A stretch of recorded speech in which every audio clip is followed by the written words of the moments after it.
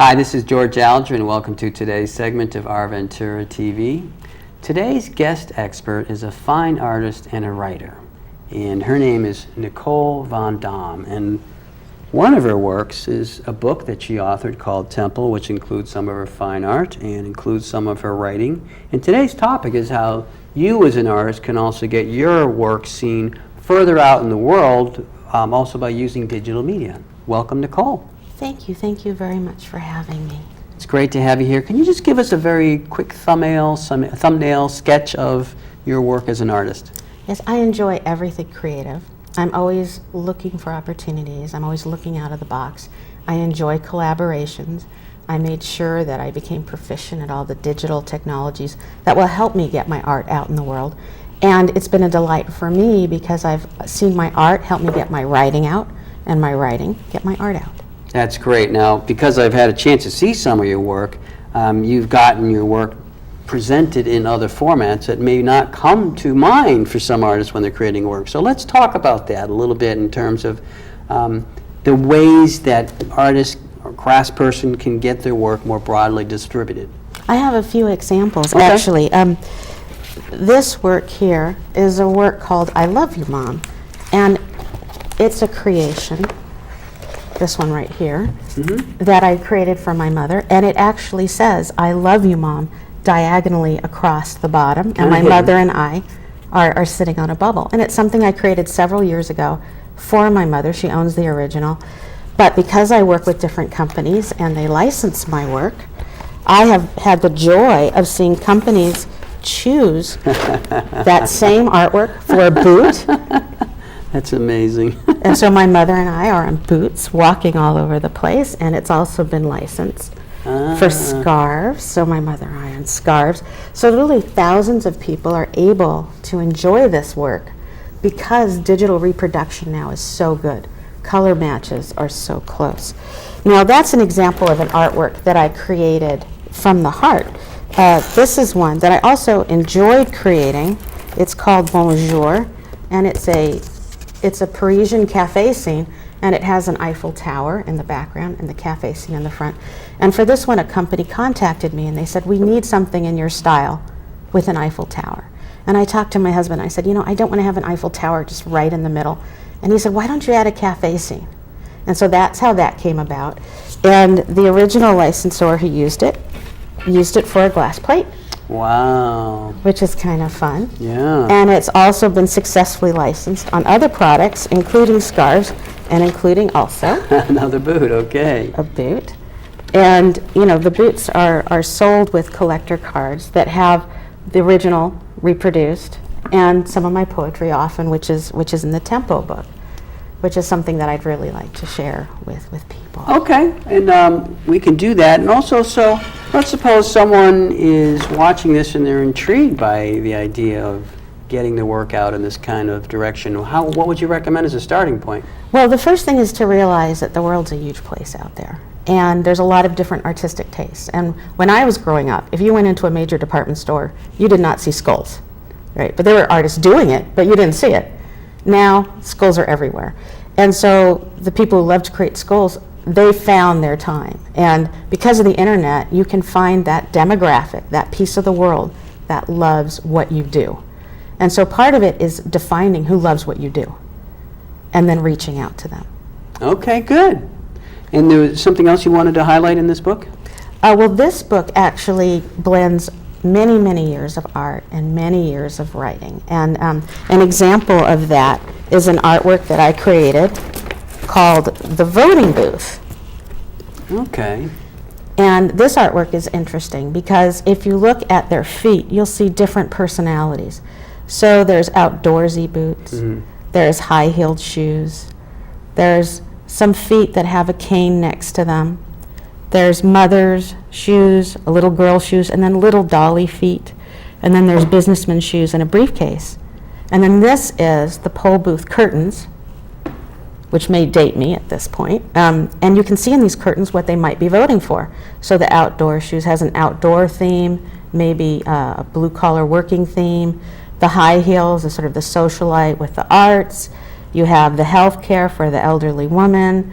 You've got, for the mother and the children, you've got the play set for playgrounds and some of the alphabet for education.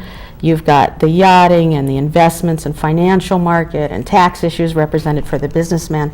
And then up above is what we all share. The fireman represents all the public services that are so important. You've got, the vote, that's what we do, that's what we cast. We all pay our taxes, the symbol of the United States. And this is hanging in Santa Barbara City Hall, so it's had a very interesting and rich life. And that's paired with a poem on politics, and you can also see that poem on my website. And so that's what this book is about. It basically pairs my art and my writing, and it's been a joy. It's been a joy to do. Nice. Now speak to the idea of getting a book made nowadays. I think some people might not recognize that it's much more readily achievable than it has been in the past. It absolutely is. Now there are so many different on-demand digital services. If you just do a search online for on-demand printing, you will find a whole panoply of companies you can comparison shop. Some offer better quality production. In other words, if you're going to do an art portfolio, that'll be more expensive. You can get a hardcover book. Some offer pretty good color reproduction, but at a better price. Some offer expanded distribution. So it's just a matter of searching for what you think that target demographic is going to want. Okay, so you also have to think like a marketer as well. Absolutely. I wear many hats. I do all my website things myself, which has been a labor of love for many years. It's very important that you learn the different design programs. At a minimum, you need to know how to resize a picture. Photoshop, Adobe Photoshop is very helpful to know if I had to recommend one program. It's very good to invest in some fonts and make sure you have the commercial licenses so you do have the right to reproduce and distribute commercially. When you're doing a book like this, you want to be able to lay it out attractively. And so you want to make sure that, you look at other books and see how they're laid out, that you come up with a layout that presents what you do, your specific flavor of creativity. And one of the things that I always recommend to artists is have all your artwork professionally photographed. If I ever had a fire, besides my husband and the pets, I would be grabbing my digital portfolio because that's my bread and butter. Okay. So there's some technical expertise required for some of the software that you have just described. Perhaps for some people who would like the idea or attracted to the idea of getting the work more broadly distributed, is it possible you might want to recommend that if they don't want to go through the process of learning different softwares, that they could just hire someone to do that? I actually don't think that's the right course for an artist. I really don't. I think it's important to control your own destiny. Okay. And a lot of times you might get locked into someone else's creativity. No one's going to understand your voice as well as you do. And so many of the young people are actually emerging with far better digital skills than I have. I mean, I've learned it through the years, and I keep on updating my software. I'm sure there's a million facets of it that I don't use. But I think it's really important that they understand the digital world. Okay, good advice. All right, so now let's say someone who is, they're an artist of some sort, and they're looking for other avenues to get the work out to the world. And now they're recognizing, so I need to know more about marketing, and I need to know more about digital technology itself so I can control my destiny. What would be something else you'd recommend? I would recommend that they be very up on current events. Because, for example, I have, some international deals. So things like Brexit have an impact. Or if I'm talking to people who commission works, the stock market's very important to them. Current events are very important to them. So it's important to be able to relate to your patrons and the businesses in the words and language that they understand. So part of communicating, and I know as an artist it's much more comfortable to create something and then hope that it speaks for you. But part of finding your target demographic is knowing the language that they speak. Good. Now, it would be great if we could also highlight one of your works of poetry by getting you to recite something. Is that possible? Yes. Enclosed with the Bonjour boot, I think I mentioned that there was a collector card that has a picture of the artwork in a poem. And that's a poem that is sort of it's sort of a way about expressing, now we meet and then we move on. And basically, the poem has to do with we're all on our own journeys, and yet somehow a moment brings us together. So it's travel well on your journeys. What you find cannot be guessed. What you leave will never be known truly. Yet somewhere between the unforeseen and the unknown, we meet. In that meeting, swift or long, we make a difference in one another's song.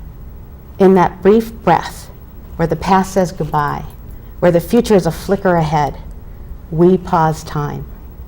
Thank you for lingering in this moment of mine. Wow, beautiful. Thank you for reciting that. Wow, okay, cool. So let's continue now with other advice that you might offer to someone who's looking at additional, I guess we can call them commercial applications of the work, or maybe just, I like the term you use, just getting it broadly out there. But some of these you're getting paid for. Oh, yes, absolutely. Yes. Okay. And in addition to that, I love collaborations. My husband and I collaborated on an app, a cell phone app, called Questmaster Achievement. And we took one of my artworks. In fact, it's this artwork. Okay. It's called Lake of Dreams. And we had to come up with a color scheme for the look and feel of the app. And this is an artwork that's not too feminine, not too masculine. So this actually became our roadmap for the colors that we used. And so we created the app, and one of the things that's in the app, among other things, is an inspiration section. And that inspiration section blends my art and some of my inspirational writings. But in addition to that, there's a whole world of things that you need to do when you're out there trying to get your license. So, you might be meeting people, that's contact information. So you might store that one place, or you might have a business card that you kind of shuffle away. You might end up with some follow-up things that you need to do. And one of the things that I think artists kind of shoot themselves in the foot is that they might get an opportunity to follow up, and then they don't. They either forget or they lose the information. You have to keep track of your income and expenses. At the beginning, it's more expenses, but when you do your taxes, it's very helpful to know your expenses. You might want to make little audio notes to yourself, or do photographs of things that are inspirational, or video.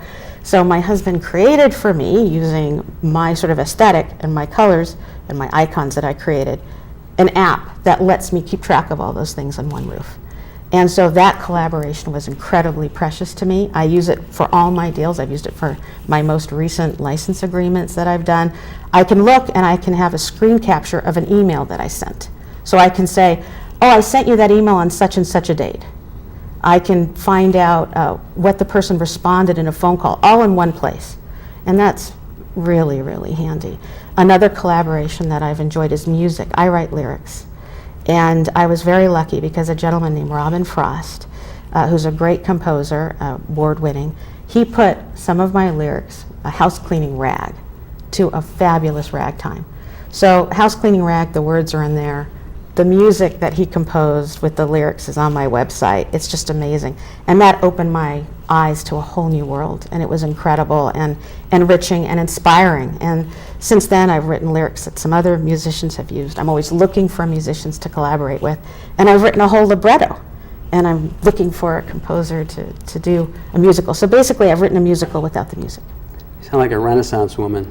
Well, I enjoy creating, and I think a lot of creatives are like that. Well, Nicole, we are out of time, all right? But I'm wondering if we could sneak in your website real quick for someone who'd like to find out more information. Sure. If you go to nicole.bz, Nicole.bz, or icreate.bz, icreate.bz, they can find out what's going on. I have an exciting show coming. They can come meet me and say hi. It'd be lovely. Thank you very much, Nicole. Thank you. This is George Alger signing off for this segment of Our Ventura TV. Until we meet again.